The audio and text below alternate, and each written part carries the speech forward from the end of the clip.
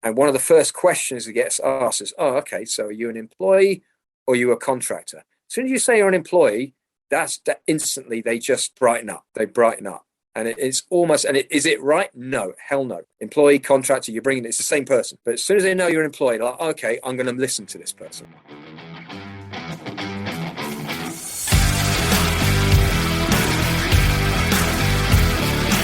Welcome to the Circuit Magazine, the #1 source of information on protection matters, the industry-leading magazine for all security professionals who want to stay ahead of the game.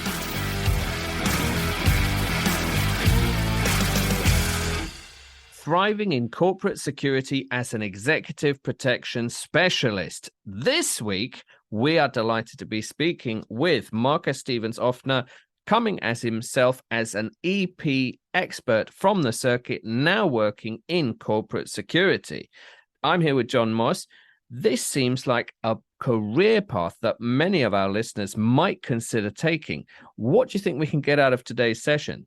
Yeah, totally. So I think, there's not so many of us maybe come into the industry or on the circuit already with aspirations of working in the corporate sector. But I'm sure at one point or another in most people's career, it's something they're going to consider, either as, they age or perhaps they get more experience. And we don't have a natural kind of ladder of progression in the industry. But I suppose if we do think of it as any sort of progression, this would be one of those avenues of direction that you could go in. So yeah, I think it's something that we're all considering, and today's interview is going to be fascinating to hear Marcus's experience and how that transition went for him. Because you're right. As people advance in their career or get older, they might gravitate towards safety, and a corporate job with benefits and, lateral movement, that might be appealing for some people. Although absolutely a lot of our listeners are on the circuit. That's the Circuit Magazine. So maybe it's not for everyone. But for those who want to transition, I imagine that there will be some cultural differences. I know in previous episodes, we've had Carlos Francisco, the corporate security translator. And I remember way back, we had Kate Bright talking about transitioning from being a PA to being EP. So transitioning is nothing unusual for our community. But what do you think specifically our listeners will find challenging moving from the circuit to the corporate sector? Well, you said that transitioning is nothing unusual. Maybe not on this podcast, but I still think to the individual listener who is working on the circuit, it probably is. Now, depending on your background, I mean, if you come from law enforcement or the military, then you wouldn't necessarily consider coming onto the circuit as a huge transition, other than the disruption it causes when you leave an institution like that. There's a lot of upheaval. But the transition into or onto the circuit is relatively straightforward, and especially if you've got contacts and people within the industry, it's also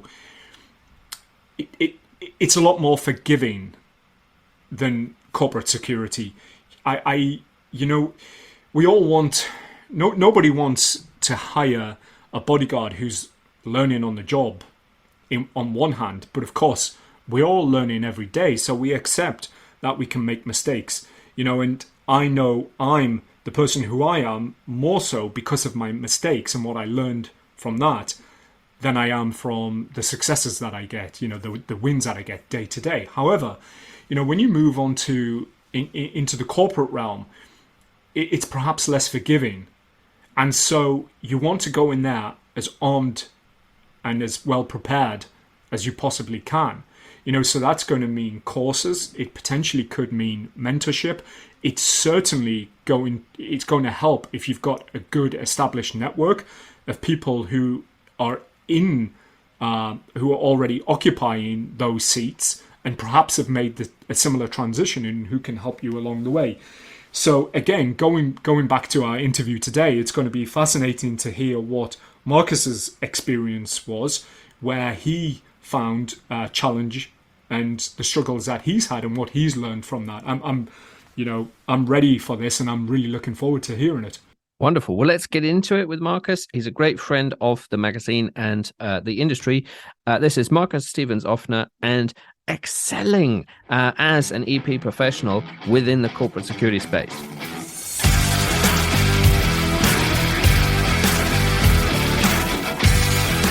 And now, let's meet one of the contributors to the Circuit magazine.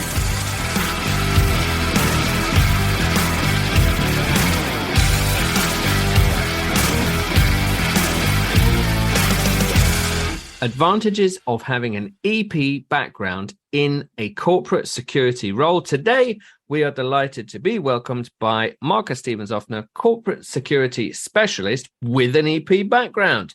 Marcus, it's great to have you on. How are you doing? Very well, thanks, Phelim. I'll apologise in case I start spluttering. I've got a bit of a head cold, but we'll work through, and I'll try not to die with you.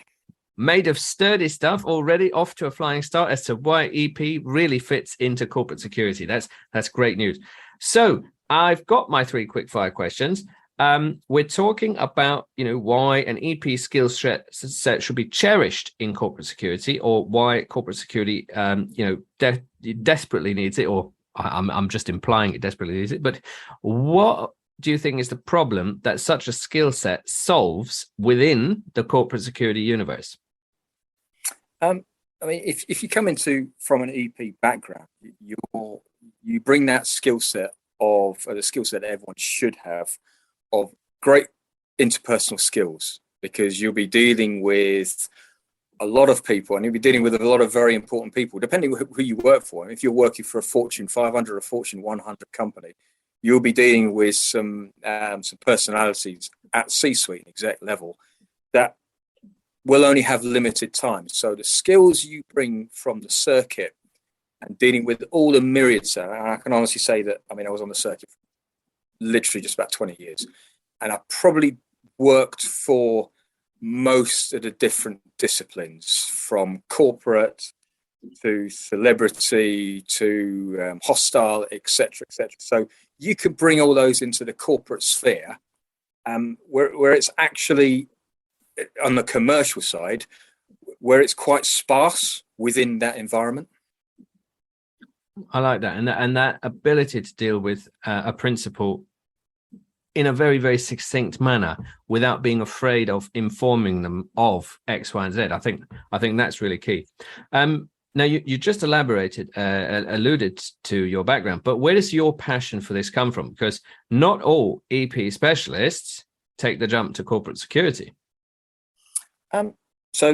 EP-wise, I was a 90s soldier, and highly stereotypical, leaving the mob after a while, and then stereotypically going into security, so security management, but clearly wanted to go into the specialist side, who doesn't, and just building from there. And it was a case of working for numerous companies, big companies, small companies. And as people either new to a circuit or experienced on a circuit will know, that every job brings its own lessons, every job brings its own experiences, and it builds on, and it's something I'll touch, especially from the corporate side, on your reputation. So everyone's got a brand and reputation, and you need to defend that brand and reputation. You're only as good as your last job, and you thrive on the network. So, and you get passionate. There are some people that just want to get into a steady role and just stay with RST or whatever. But if you want to get out there, you should sample as much as you're able to and as much as you're allowed to, with a view to bettering yourself, really. I love that, and you certainly have progressed, especially with what you're doing now. But what then should the uninitiated EP specialist better understand? And by that, I'm thinking the EP specialist who hasn't even considered jumping into the world of corporate security. Okay, well, firstly, what are the benefits of corporate security? If you're doing the journeyman piece on the circuit, you're going from contract to contract. And I think most people, as they grow older and progress, what they want to do is get into a nice, steady, long-term number that we can be contracted. And I've had a few of them. I've been lucky to have a few of them. The only trouble, of course, being it can be a bit of a conveyor belt. And it's happened to me all of a sudden for a number of reasons. I can remember being with a US client, and he was persuaded by someone that came in that took a dislike to me that we should thin you out. So over a course of about a month, all of a sudden that was it. You're gone. So once you're in the employee piece, once you're within that sphere, it protects you. You're effectively an employee. But I think what's really important for people that are coming from EP or a CP background that are trying to get into corporate, you can do your, you can do, a lot of people do SRMC. I did the Certified Security Consultants course, Bucks New Uni, and it touches on the corporate environment. But like anything, it's not until you actually get in through the door, when you're allowed through the door, you realize how different it is. And what I found is that EP on the circuit is very, very different to EP within the corporate environment. And when you're seeing it from the outside, or when you're seeing it from the outside, you have a set view. When you're seeing it from the inside, it's completely different. And it might not be to your liking and your satisfaction and how, we should be doing it this way. That is interesting because normally when we talk about this dichotomy, you want to go family office, and in which case it's unpredictable, cult of the personality, lots and lots of unknowns, right? And then people go, oh, corporate, wouldn't that be nice? Because as you said, it's stable and this and this, and I suppose at a certain level, an EP colleague out there is thinking, what shall I do? Where shall I go? What is progress, right? I'm not sure they're conditioned in the same way, career corporate people might be conditioned in that, right, next year I want to be level 5.7, So I don't know if people on the circuit are innately worried about, oh no, I'm a 5.6 and I want to be a 5.8. I don't think that's a massive concern. But then do you think that the corporate world could be too predictable for them? I don't know. What should go through their mind before making that decision?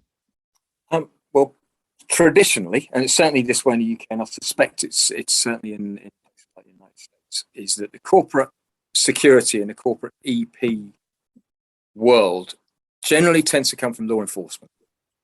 And there are some good points and there are some bad points about that. The good points is that, if you come from the FBI or if you come from the police, let's choose Metropolitan Police within there, you will make the right connections.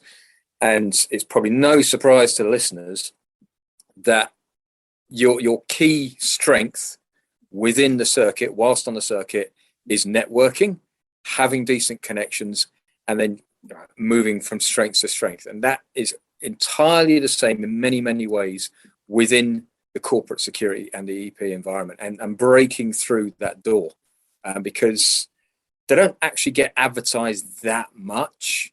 So breaking in can be a challenge. And it was a challenge to me there were a number of reasons I'll touch on shortly. But essentially it took me about 2 years to get through the door before someone was willing to give me a chance, because I don't have that LEO background. Military, I come from the circuit, and parts of that life were seen potentially as a bit of a negative, but we can touch on that soon. Well, that is interesting, and we must face up to possible negatives with all of this. We've got to be truthful to our audience. We have to help them along this journey if they so choose.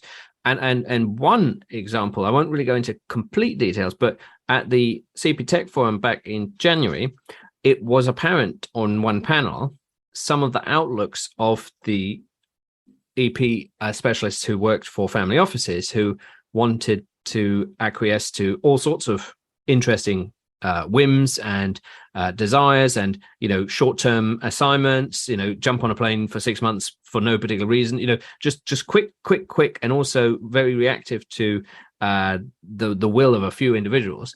It was interesting to pit that against some of the more corporate players who said, but how could they go on such a journey with such little notice? And I did see that jarring. Do you think that's more widespread? I realize I'm skirting over some details of that interaction, but do you think that's more widespread? Not really, because that's the key difference in the corporate, because you've got your CSI, you've got your corporate social responsibilities to stakeholders, responsibilities to shareholders. Whereas if you're with one client, he may be a high net worth, ultra high net worth, or whoever, they can literally just drop everything. Right, we're off to Tahiti or whatever. And that's it, you're gone. And you're gone for however long. Whereas you have a duty of care to all employees. One of the things within the corporate environment is the amount of people that can travel on a jet together. So if you look on a circuit and you get the principal and he wants to bring all his friends along, or all the members of it, it's a non-public company. So it's a privately owned company. So no shares as such and no social responsibility. They can all jump on board the plane. If something happens, if there's a significant incident, if that plane comes down, then what's the impact on the business? The business could be wiped out. Whereas it's part of your duty of care is to put control measures in place to stop that from happening, or at least challenge for a business case to say, right, okay, well, what else can we do, and separate it. That doesn't always go down well, but it is part of the package. Whereas if you're on the circuit, they could just go willy-nilly, off they go, and you're just effectively along for the ride. Hopefully you'll be able to get advances in and send an advance party and all the rest of it. But you've got to jump through quite a few more hoops within corporate within there. And that's all part of that CSR. But then that sounds good news for people who have developed really good negotiating skills with quite influential people, in that if you do have a really ultra high net worth individual that you're looking after, and you've somehow developed the rapport, trust, and ability to say, please, can you travel separately from the chief finance officer, and they have buy-in and they believe you, and that works out. I think that would go down really well in a structure where that's already expected. Is that a bonus people can hope to translate across?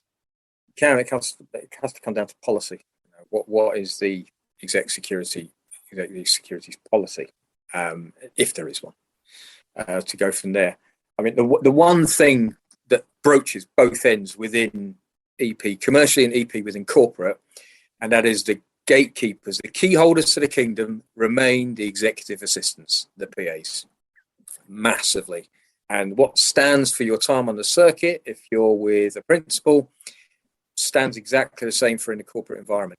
If you are the EP manager or you're involved in the exec protection, if you don't get on and you don't have a very good working relationship with the executive assistant, you've got a hell of a mountain to climb, and it could defeat you, because you have to work together.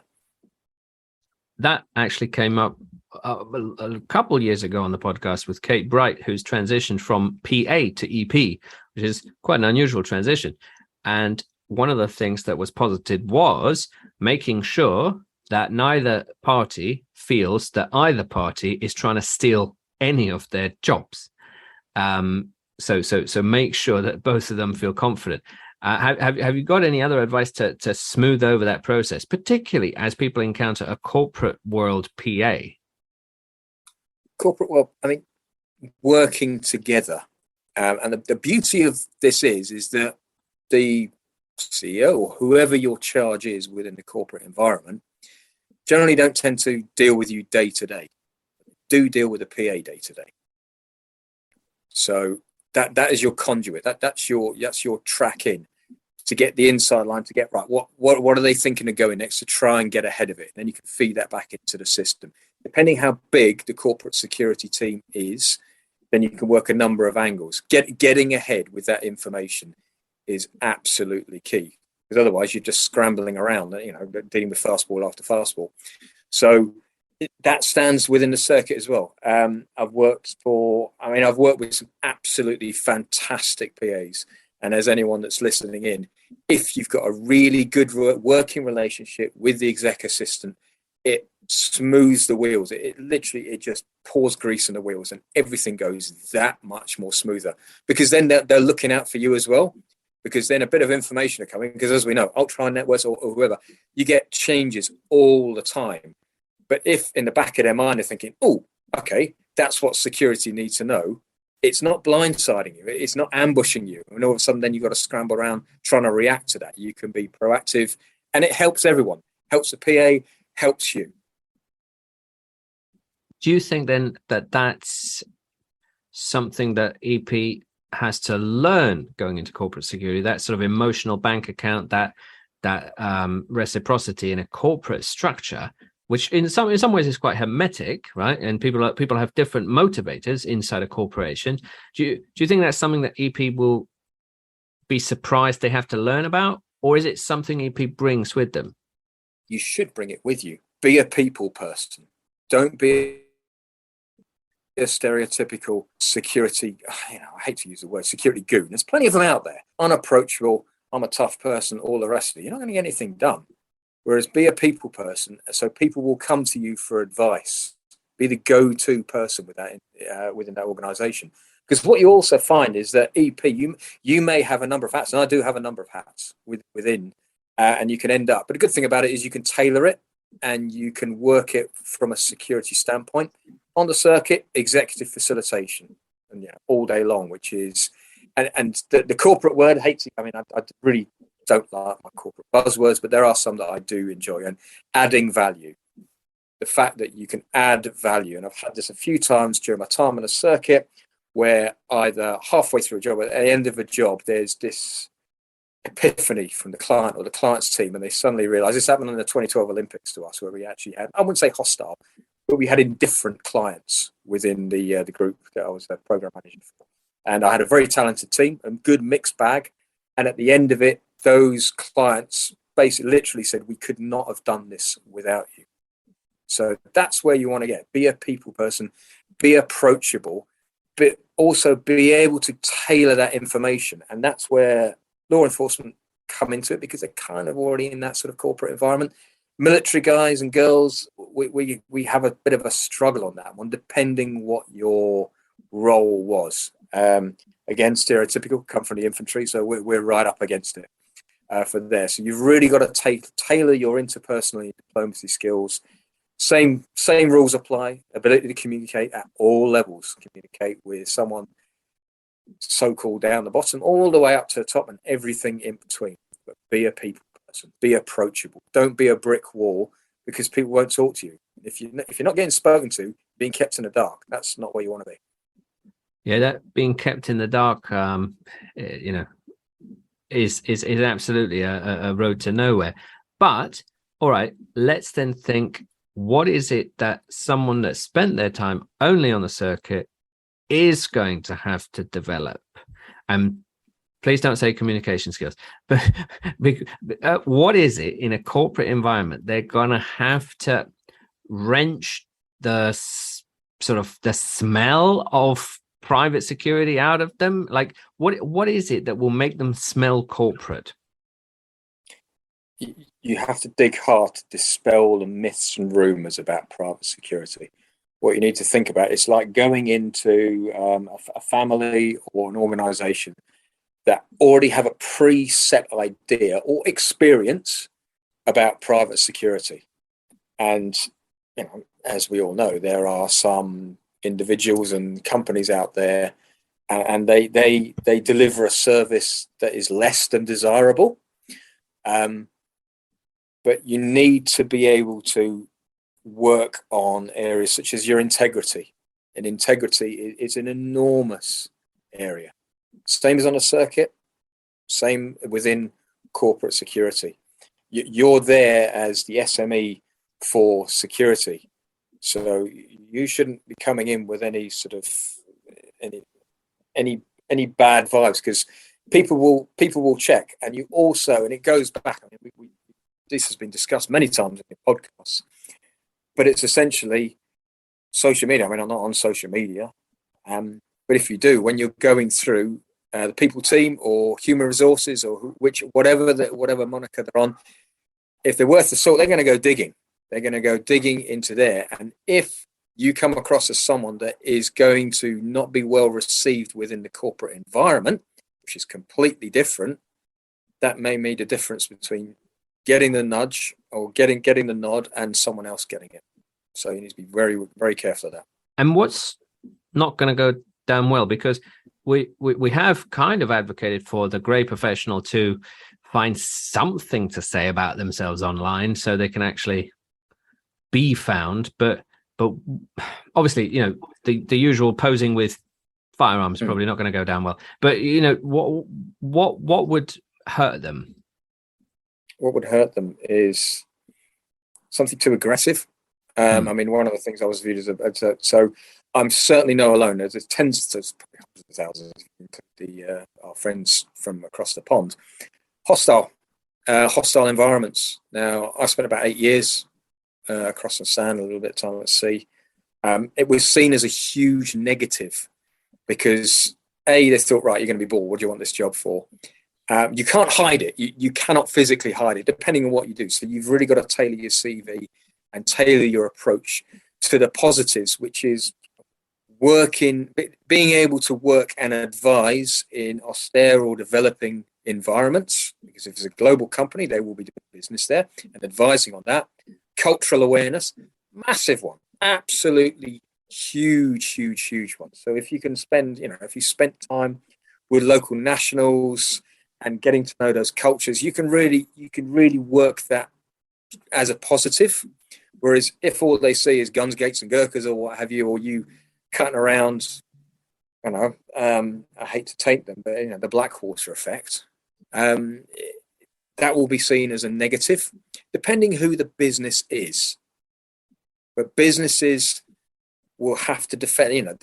Let's look at assets. PPMIR, and the beginning one and the end one are important. People, and the last one, reputation.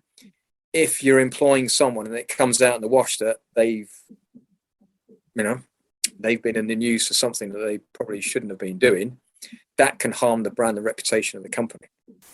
So you just need to be careful, but you need to spin the positives across from there. But certainly integrity and certainly a willingness to learn, because you go in, like I said, you go into an environment with a preset idea, but you have to learn the company. You have to learn the culture. So once you're allowed through the door, you then need to basically get your head around it.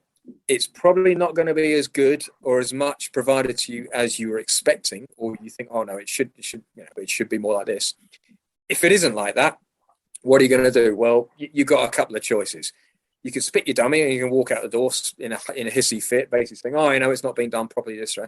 Or you can be that person on the inside that can help nudge along a culture and nurture that culture to be more accepting. And that can take some time.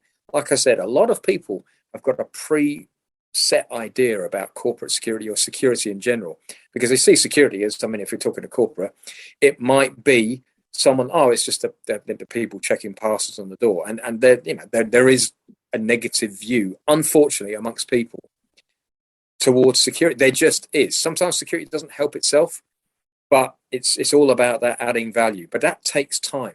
So you need to give time to learn the culture of the company and just win people along. As I said, be a people person. Cult of personality, you said.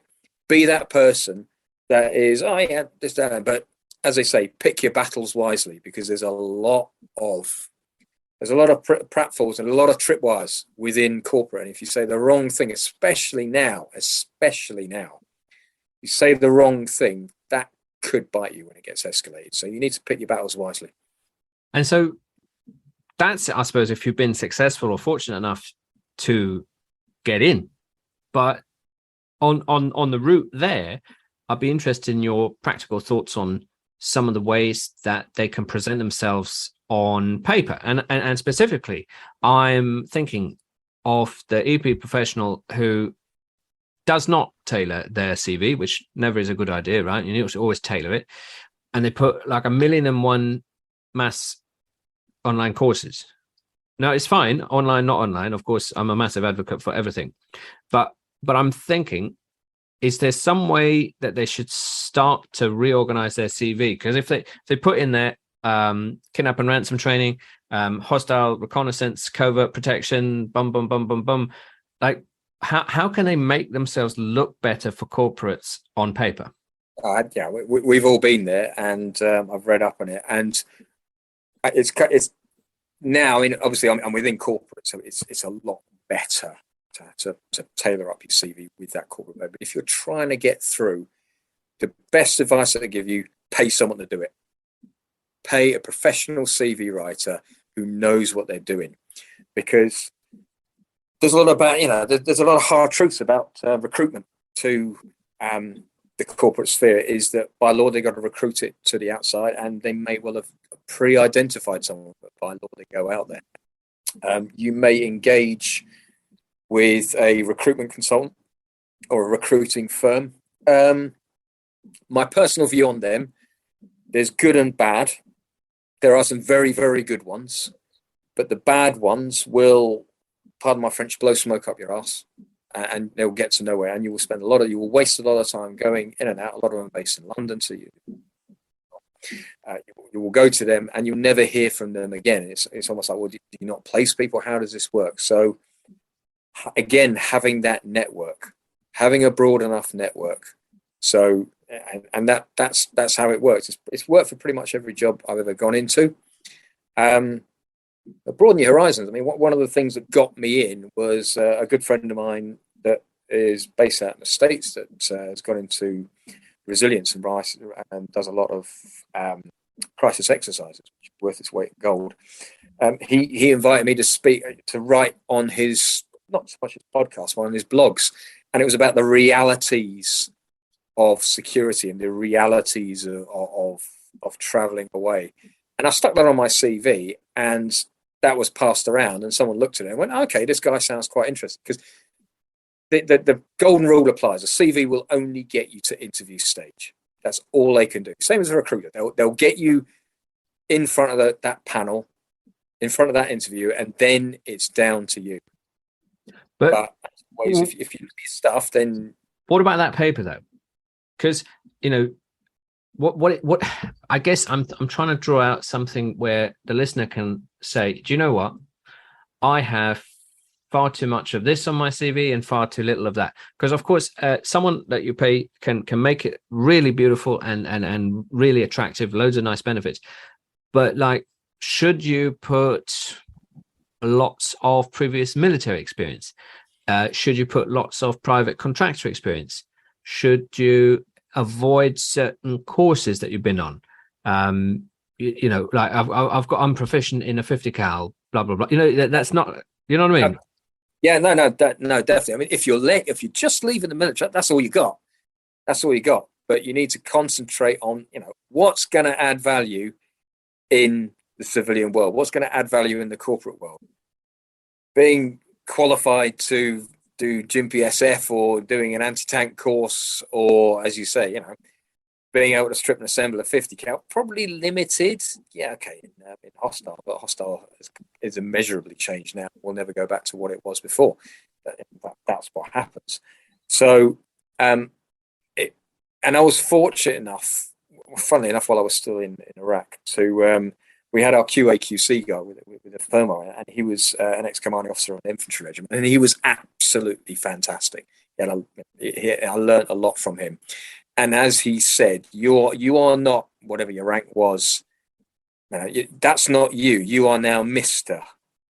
and everything to offer. So the military stuff, you can tailor stuff from there and as it as a positive. But the hardline infantry stuff, all the rest of it, not really.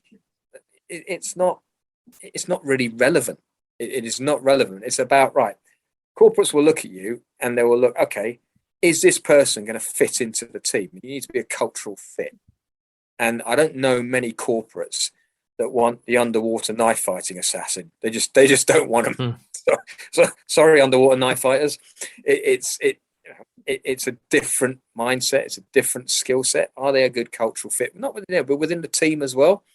My second interview was with the main director of security, and I went there and I fully expected to be completely grilled. And I was in a cafe having a cup of tea, and he asked me a few questions, and then after 15 minutes, he offered me the job. And that was it. Whereas you go other ones, and you go through a very, very formal, multi-layer process that can be absolutely brutal. I mean, I bombed on some of my interviews because they hammered me down with certain legislation. I just wasn't aware of it. But like I said, there are professional CV writers out there because they'll know, because a lot of HR teams, I don't really need to, I don't want to denigrate them, but a lot of them don't have, certainly when it comes to security, they don't know what they're looking for. So they will use AI. So unless you've got those buzzwords, and what those buzzwords are is very much down to the company and what the company's led, unless there's buzzword, it gets sifted out. So they'll feed it into a system. If the buzzwords are there, yeah, it passes to the next one. If they're not, it's next, you're off. And that's just the way it is. Is it right? No. Does it happen? Yeah, all day long.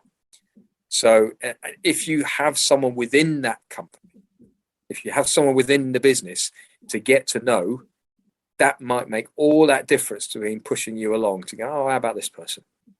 Have a look at it. That again, the network. That network will help you immeasurably. It should help you within the circuit, and it does help you there, because then you are the go-to person.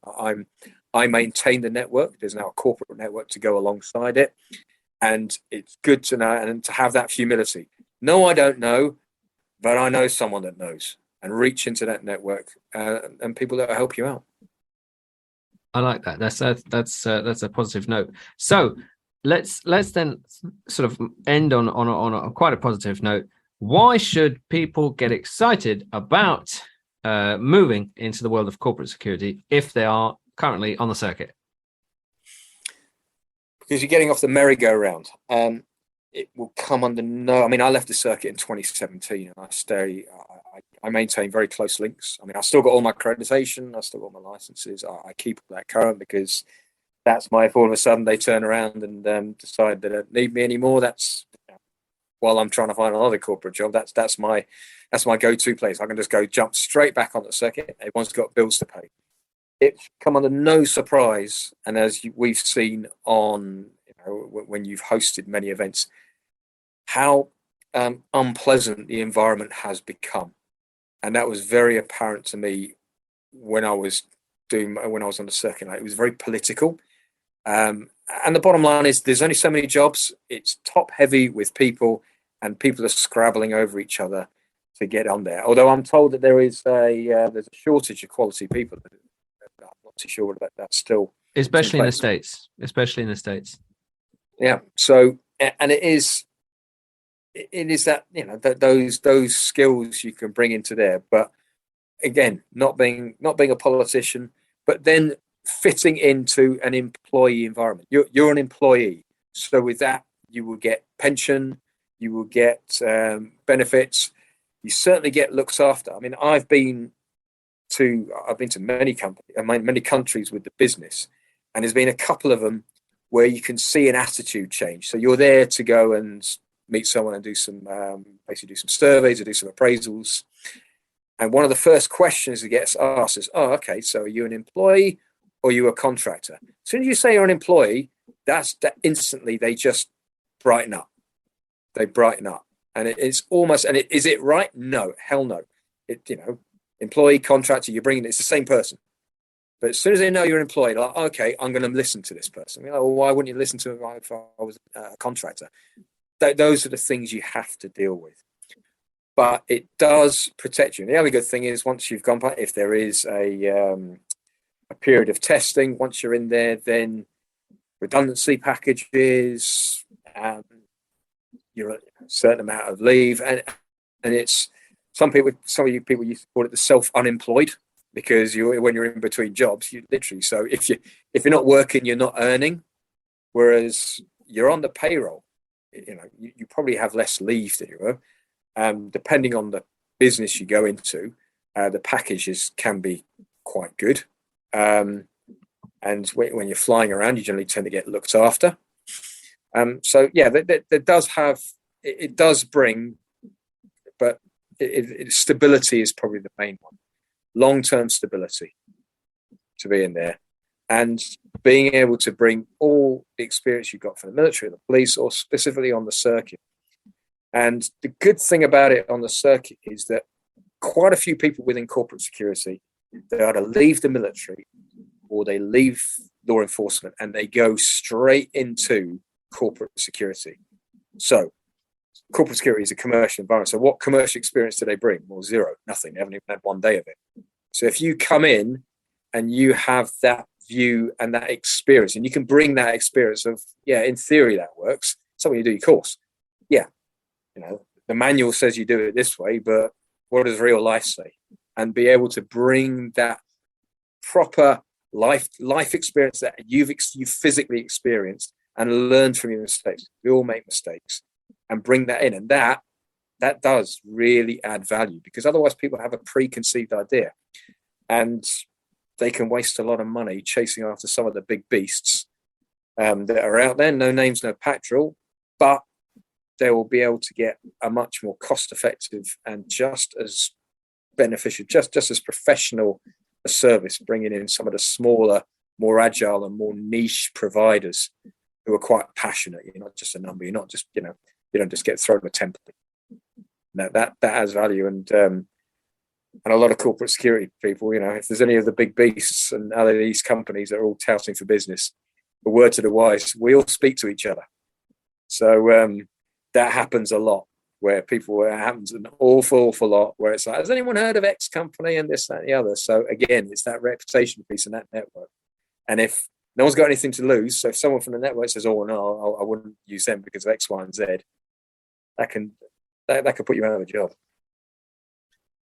Great sentiment, and great reason to consider the world of corporate security. Now, if you're in private family office work and you love it, that's fine. Maybe you're on a journey, maybe you're on a different part of the circuit, maybe you are just leaving the forces or the services. But either way, it is wonderful to get this insight into the world of corporate security with the perspective of someone with an EP background. So, Marcus, this has been great to have you on. I think it really complements a number of the other episodes. I'm thinking Carlos Francisco and the corporate security translator. I mentioned Kate Bright with her transition from EA to PA to EP, loads of acronyms, and a number of other segments. So yeah, Marcus, thanks for coming on. And this has been another fantastic edition of the Circuit Magazine podcast. Thank you very much.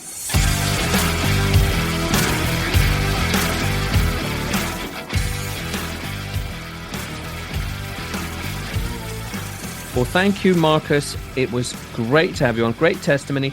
And you know what? I think it shines a light on a career path that maybe some of our listeners want to embark on now, in the future, haven't considered, or don't really know where to start. Jon, do you see a trend coming out of the circuit, or is this still a very niche interest? No, well, first of all, I knew that this was going to be a really good interview with Marcus today, and I was all ears. I think that's reflective of being firmly on the circuit, with half an eye on perhaps this is a future prospect for myself. And so today's subject, it's not directly relevant to us on the circuit, but it's of great interest.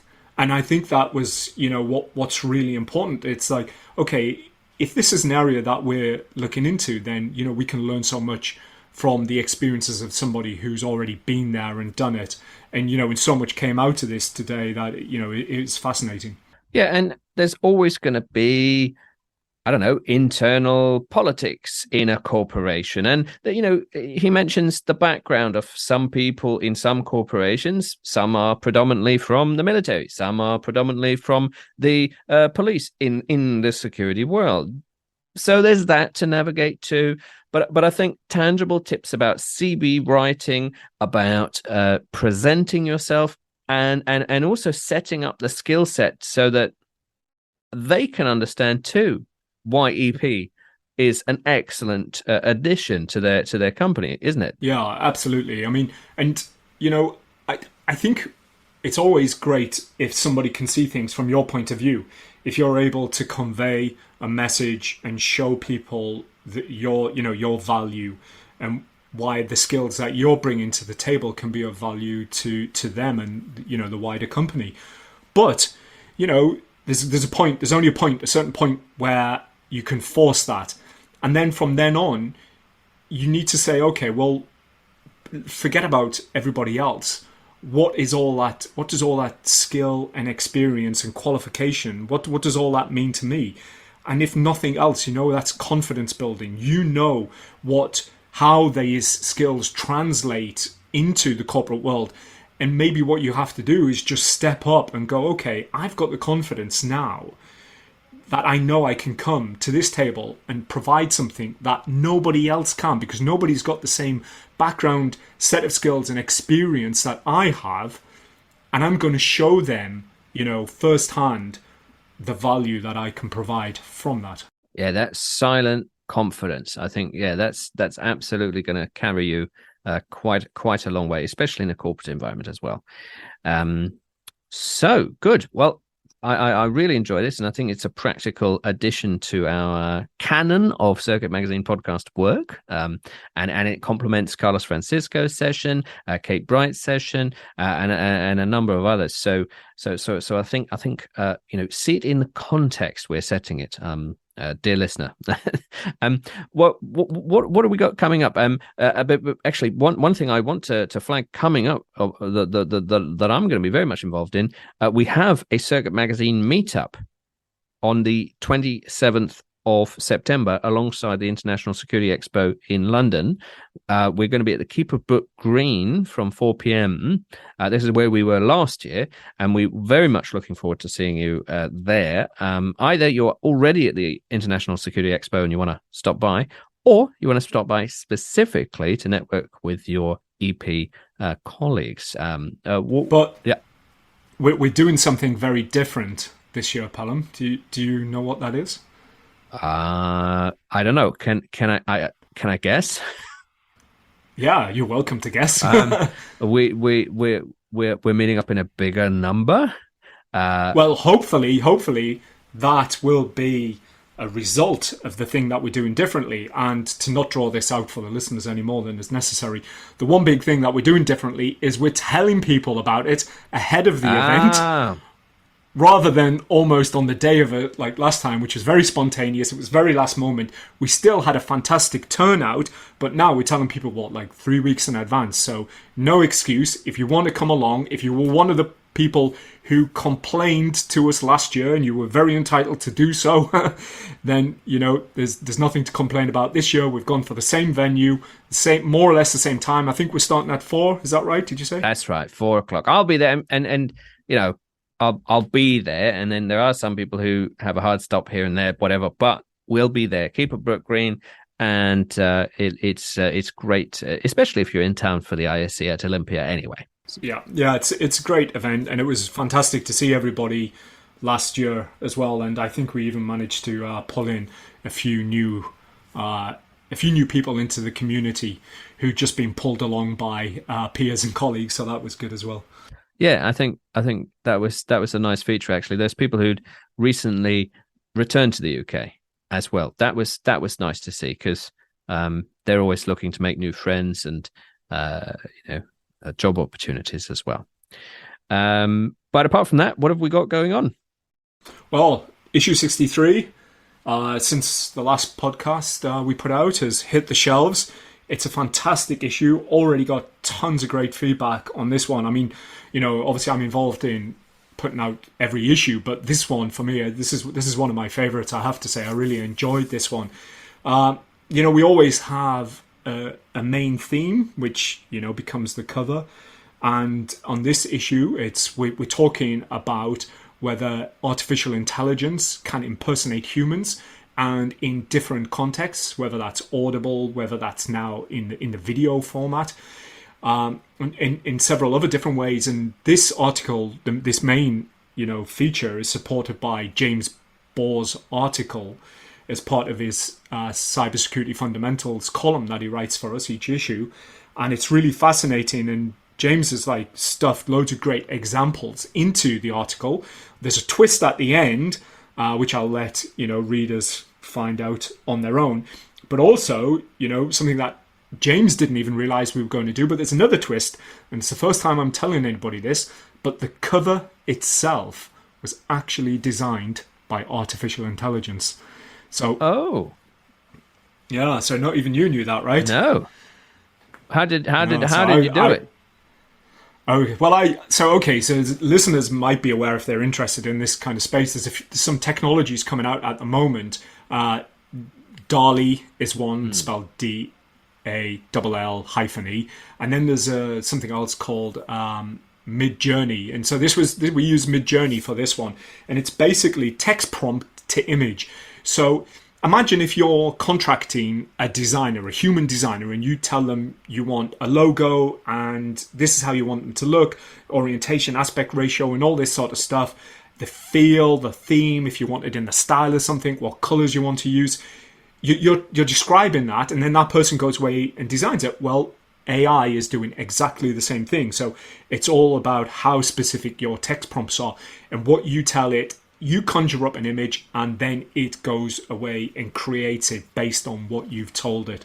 And, so there you go. So issue 63, next time you look at it, you might look at it slightly differently now, knowing that not only the cover, but certain other aspects of the issue have been created by artificial intelligence. Wow, I really didn't know that. It's gonna be absolutely something I'm gonna rush to now to have a look at.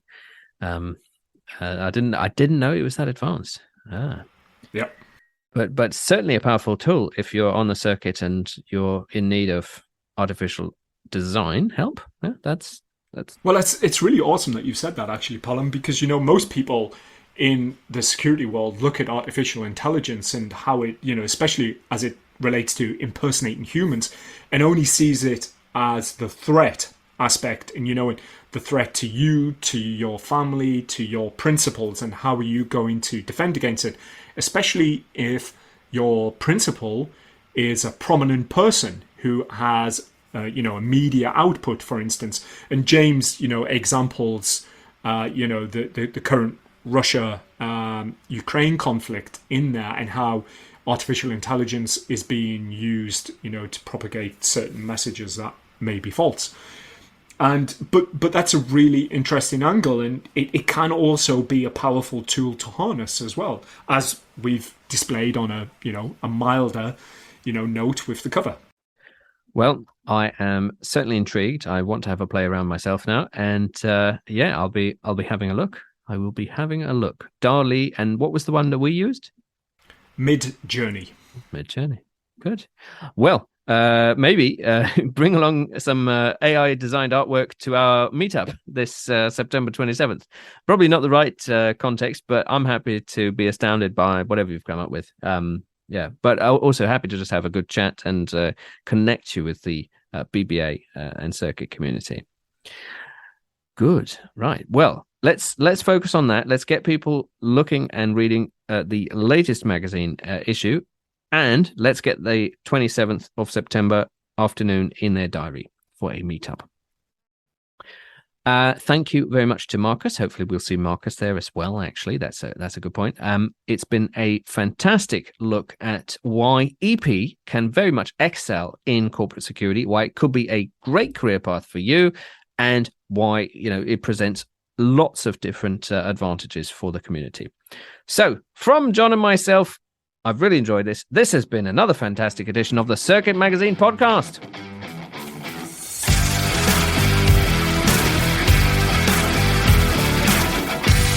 You have been listening to the Circuit Magazine podcast. Be sure to subscribe and be sure to not miss an episode.